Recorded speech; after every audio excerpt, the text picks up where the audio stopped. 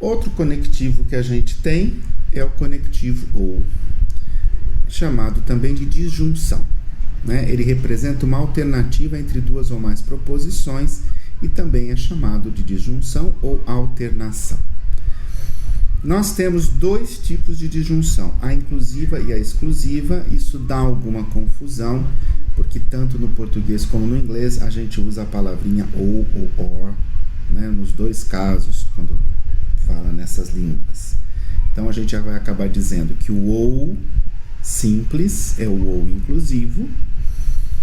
Então, e no ou inclusivo você permite que todas as alternativas possam ser verdadeiras ao mesmo tempo. É a chamada disjunção inclusiva. Ela inclui o caso em que duas ou mais alternativas são verdadeiras. Então, se Pedro gosta de arroz ou Pedro quer água, nada impede que essas duas sejam verdadeiras. Ele agora quer água e ele também gosta de arroz.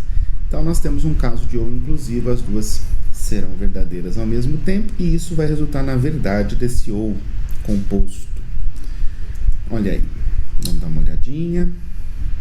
Tabela verdade da função ou. Para as duas entradas, para o P e Q falso dá falso. Para P falso, o Q é verdadeiro, então isso levou o ou para verdadeiro. O P verdadeiro, o Q falso. O P verdadeiro levou o P ou o Q para verdadeiro. E os dois verdadeiros levou para verdadeiro também. O símbolo da função ou mais comum é o nosso sinal de mais, é o sinal de soma. Se você representa por números binários também, ele dá uma ideia, né?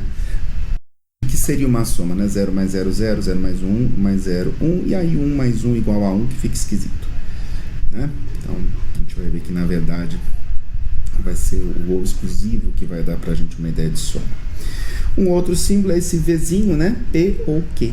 Também você vai encontrar ou o sinal de mais, ou esse Vzinho indicando o ou. Na língua portuguesa, nós sempre interpretamos, volta aqui um minutinho, o ou como inclusivo, sendo necessária uma explicação ou marcação linguística para forçar a interpretação do ou exclusivo. Usando, por exemplo, ou. Ou você casa, ou você compra uma casa, né? Ou você fica aqui dentro, ou você sai lá fora. Às vezes, a gente usa só um ou quando a gente sabe que a opção, as alternativas pelo contexto já são mutuamente exclusivas, como é o caso, ou você fica aqui dentro ou você fica lá fora. Por quê? Porque não é possível você ficar dentro e fora. Muitas vezes as pessoas na dúvida escrevem e ou, é um hábito que surgiu aí, né? Como se fosse uma vontade de ter uma maior precisão lógica. Na verdade, isso não é necessário, porque basta indicar o ou. Se você olhar a tabela verdade do ou, inclusive, você vai ver que verdadeiro com verdadeiro dá verdadeiro, que é o único caso em que o e também dá verdadeiro. Então, não teria, né, o resultado do conectivo e está contido no resultado do ou inclusivo, e não haveria sentido no e ou. É que a pessoa está com muito medo de que o outro considere o ou exclusivo. Aí faria sentido. Por exemplo, escrever: você pode trazer leite e ou café. Mas o que eu quis dizer era: você pode trazer só leite, só café ou os dois. Então, você pode trazer leite ou café, né? E se trouxer os dois, está verdadeiro, tá bom? Então, não precisa se preocupar com isso. Aí, a porta lógica do circuito, dos circuitos lógicos, né? O símbolo da função ou, né? É uma asa delta, né? Uma meia-lua aqui. Mas agora é uma lua nova, né? Ela tem uma curvinha aqui, né? Que ela é côncava ali com uma colherinha. E as duas entradas P e Q, saída P ou Q. Sem problema. A disjunção exclusiva ou exclusivo é uma situação em que as alternativas não podem ser verdadeiras ao mesmo tempo. Se forem duas, as duas não podem. Se for três, as três não podem. Então, o fato de uma alternativa ser verdadeira exclui a possibilidade das outras serem verdadeiras. É o famoso ou você fica aqui dentro ou você fica aí fora, ou dorme ou fica acordado. Em geral, a gente enfatiza em português isso por ou. mas nem sempre isso vai ficar esclarecido sem o contexto da proposição. Então você não pode ser tão automático assim na interpretação do ou exclusivo. A função ou é conhecida por seu nome em inglês, XOR, que a gente chama carinhosamente em português de XOR, exclusivo OR, e o símbolo do ou exclusivo é o sinal de mais com um círculo, uma circunferência em volta.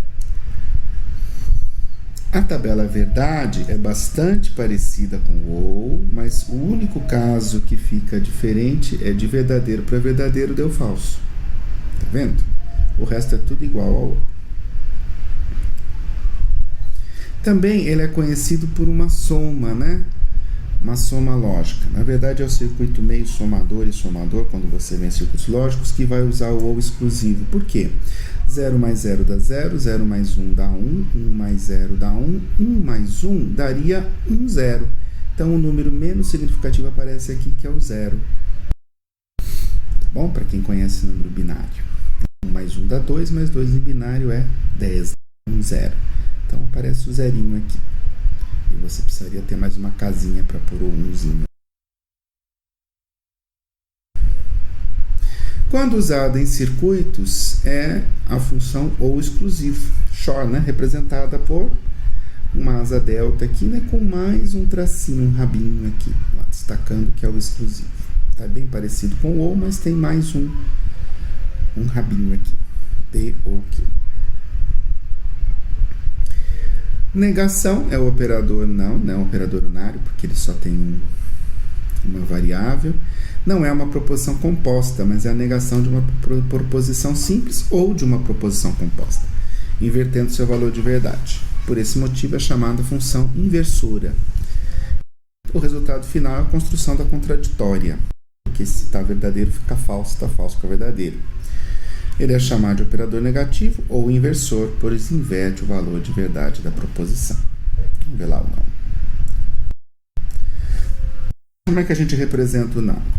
Por um tiro na frente da proposição, por um risquinho dobrado aqui na frente da proposição e o mais comum por uma barra em cima da proposição ou variável.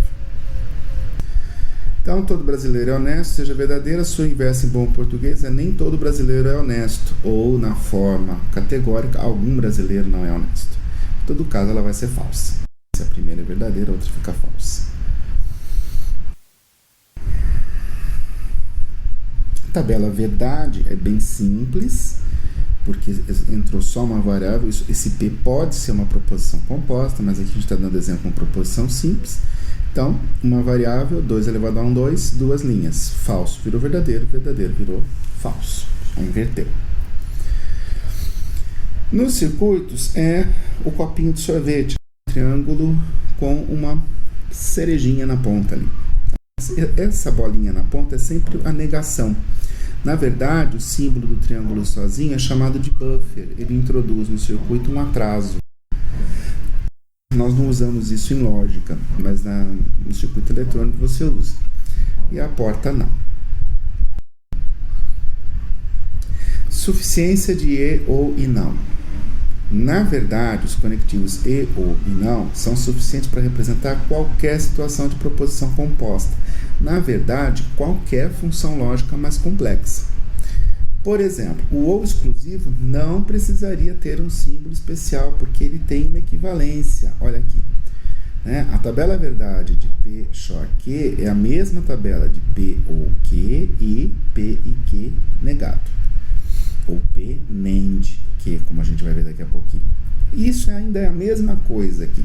P e não Q ou não P e Q. Se você fizer a tabela verdade dessas proposições compostas, um pouquinho mais complicadas aqui, vai ver que está a mesma tabela verdade do P XOR Q.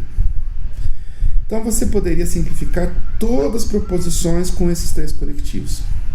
Bastaria ter interesse também, mas aí nós passamos a ter o interesse em estudar a forma negativa dos conectivos por uma razão de aplicação, como é o caso aqui que a gente viu, ó, P e Q negado, que vai dar uma porta especial chamada porta NAND, ou não E.